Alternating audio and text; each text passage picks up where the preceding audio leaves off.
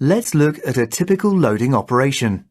When you are ready for loading to begin, you should start with a minimum rate into 1 or 2 tanks, depending on whether the minimum rate possible requires 2 tanks to be opened.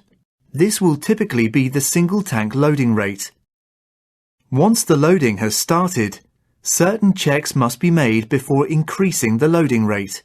There should be no cargo pipeline leaks. It's very important that any leaks that do occur are dealt with immediately. Otherwise, loading should be stopped and the situation resolved. Cargo should enter the intended tanks only, and you should carefully check the level gauge readings for all other tanks to make sure they remain empty.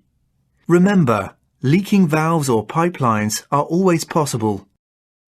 If other cargo is on board, the ullage should not significantly change in those tanks. Any difference should be explained by changes in list or trim. When you've confirmed that there are no leaks, the cargo is entering the correct tanks, and they are venting properly. The suction or filling valves on the remaining tanks to be loaded can be opened, and the loading rate can be increased.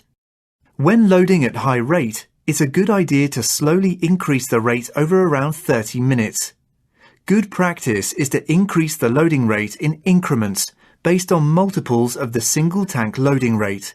Before increasing each time, check for leaks, make sure the cargo is only entering the tanks being loaded, and ensure that the cargo tanks continue to vent adequately.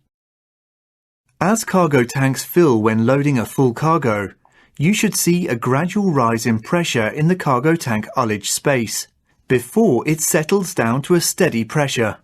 Cargo pipelines on deck and in the pump room can leak crude oil at any time during the loading process, so it's important that one crew member observes the manifold connection at all times, and another should systematically and regularly patrol the area with an intrinsically safe flashlight, inspecting loading pipelines from forward to aft along the whole length of the cargo pipeline on deck, checking flanged connections and blanks, including manifold blanks on the side opposite the manifold connections, expansion couplings, connections for pressure gauges and sensors, and the pressure vacuum breaker. If you're loading through the pump room pipelines, the same approach needs to be adopted, with all the necessary entry precautions being taken. During loading, you must always monitor tank levels of filled tanks that are not being loaded with cargo. If adjustment is possible, the high-level and low-level alarm settings should be set either side of the actual cargo level, with the tolerance range based on any likely increase in temperature or any changes in ullage and trim. It's also essential that you monitor empty cargo tanks that are not being loaded.